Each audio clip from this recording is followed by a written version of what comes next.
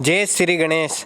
जय शीतला माता की। आज हम दोस्तों शीतला अष्टमी की शीतला माता की कथा सुनेंगे। शीतला अष्टमी, माँ शीतला की महिमा और धैर्य की कथा। शीतला अष्टमी, जिसे उत्तर भारत में बाशोड़ा भी कहते हैं, चैत्र मास के कृष्ण पक्ष की अष्टमी को मनाई जाती है। ये पर्व न केवल धार्मिक आस्था का प्रतीक है, बल्कि हमारे स्वास्थ्य और स्वच्छता के वैज्ञानिक दृष्टिकोण को भी दर्शाता है।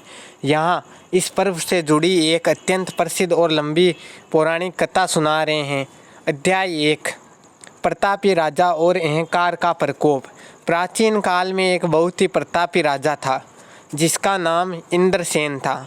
राजा धार्मिक तो था, लेकिन उसे अपनी धन दौलत और शक्ति पर अत्यंत अभिमान था। उसके राज्य में सुख शांति थी, परंतु लोग धीरे धीरे सादगी और स्वच्छता के नियमों को भूलने लगे। एक बार चैत्र का महीना चल रहा था। गर्मी धीरे धीरे बढ़ रही थी। उसी समय राज्य में एक भयंकर बीमारी फैल गई, जिसे लोग चेचक या बड्डी माता कहने लगे। राजा के महल से लेकर गरीब की झोंपड़ी तक हर कोई इस रोग की चपेट में था। राजा ने बड़े बड़े वैद्यों को बुलाया, लेकिन किसी की दवा काम नहीं कर रही थी। अध्याय 2, एक निर्धन बुढ़िया की श्रद्धा। उसी राज्य में कोने में एक अत्यंत निर्धन बुढ़िया रहती थी। वह बहुत ही सरल हृदय की थी और शीतला माता की अनन्य भक्त थी। जब पूरे राज्य में त्राही मची थी, तब उसे बुढ़िया ने नियम बनाया कि वह केवल शीतल ठंडा जल पिएगी और माता की आराधना करेगी। सप्तमी के दिन उसने तरह तरह के पकवान जैसे गुड़ के चावल, दही बड़ा और पुड़िया बनाई। अष्टमी के दिन सुबह उठकर उसने बासी भोजन का ही भोग माता को लगाया और वे समय भी ग्रहण किया। उसने अपने घर के चारों ओर साफ सफाई रखी और शीतल जल का छिड़काव किया। आश्चर्य की बात यह थी कि जहां पूरे शहर में लोग बीमारी से तड़प रहे थे, उस बुढ़िया का घर और वे स्वयं पूरी तरह से स्वस्थ थी। अध्याय 3, राजा की जिज्ञासा और माता की परीक्षा। जब राजा को इस बात का पता चला, तो उसने बुढ़िया को दरबार में बुलवाया।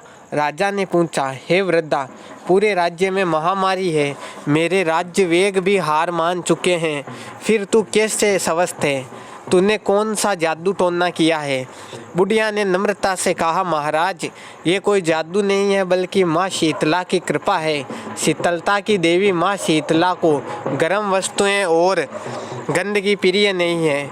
मैंने सप्तमी को भोजन बनाकर अष्टमी को उन्हें ठंडा भोग लगाया और स्वच्छता का पालन किया। माँ की कृपा से ही मेरा बाल भी बांका नहीं हुआ। राजा को बुढ़िया की बात पर विश्वास नहीं हुआ। उसने अहंकारवश माँ शीतला की परीक्षा लेनी चाहिए। उसने आदेश दिया कि आज रात महल में बड़े बड़े चूल्हे जलेंगे और गर्मा गर्म खाना बनेगा और 56 भोग तैयार किए जाएंगे। अध्याय 4, शीतला माता का आगमन।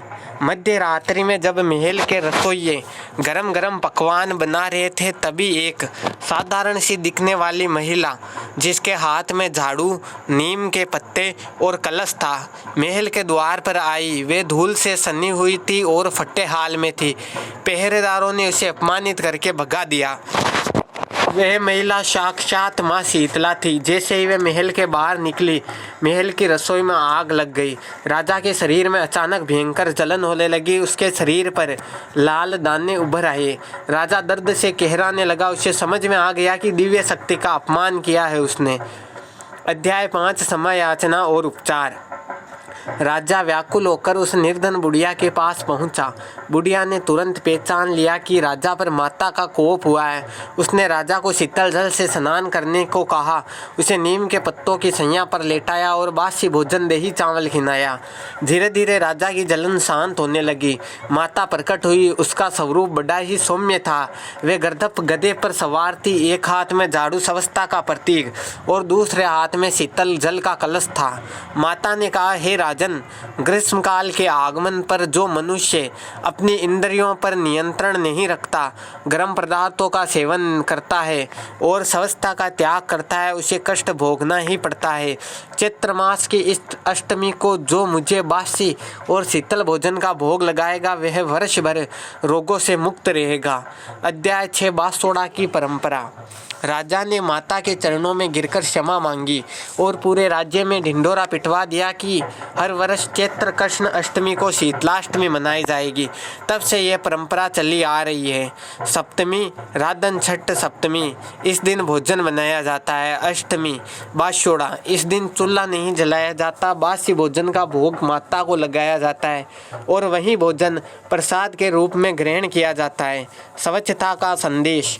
माता का झाड़ू हमें साफ सफाई की प्रेरणा देता है और नीम के पत्ते औषधि के रूप में रोगों से लड़ने की शक्ति देते हैं। तो आज की कथा संपन्न हुई। जोर से बोलो जय शीतला माता की जय हो।